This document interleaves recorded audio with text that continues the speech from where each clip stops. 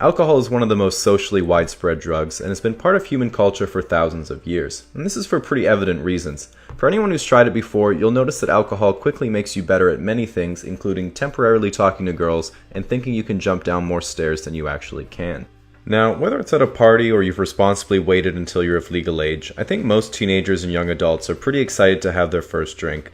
But if there's anything you'll find out soon enough, it's that your first drunk experience is always one of the least memorable. Also keep in mind that many people have bad formative experiences with a certain alcohol and say things like, "I'm never drinking vodka again." While you think you mean it, this decision is made by your logical brain and has no bearing on the future actions of your drunk brain. Of course, many new drinkers worry that they're drinking too much and don't want to develop bad habits. My friend thought she might have a problem because her family always buys her liquor store gift cards, but you don't need to worry when people buy you gift cards for the liquor store, you need to worry when they stop buying you gift cards for the liquor store. Now, a downside of alcohol is how expensive it is. Another downside is that one of the effects of alcohol is making you not care about what things cost. Fortunately though, one of the upsides is that one of the effects of alcohol is making you forget to pay for things. So you have to take your wins with your losses. So when you're consuming alcohol, you need to be aware of your level of intoxication, which someone might ask you for to gauge where you or the group is at. 3 out of 10 is a small buzz and you can definitely feel something happening. 6 to 7.5 is the Goldilocks zone, where you feel charismatic, energized, and excited to do things. Past 8 out of 10, no one will ask because they can already tell, and you start saying things like, "Why are your eyes so far apart?"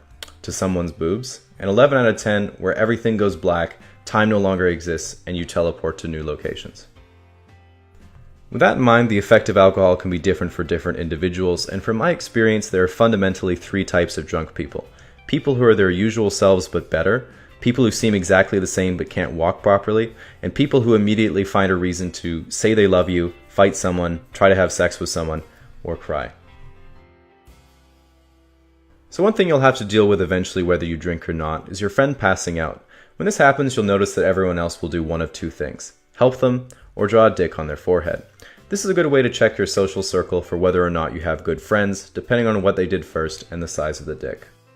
Now, at the end of the night, remember that alcohol dehydrates you, so it's really important to drink lots of water. A good strategy is to know what you usually weigh in the morning and drink enough water to bring yourself up to that weight at night. In practice, I find I don't always have the clarity of mind to do that, so you can also sit under the shower head with your mouth open, wondering where you went wrong. So the next morning, depending on your age and hydration, you might experience a hangover. A hangover is your body telling you you're an idiot and shouldn't be doing this anymore, and the only thing that can make it go away is hash browns. So with that said, always consume responsibly and hit up Costco if you don't have any in your freezer.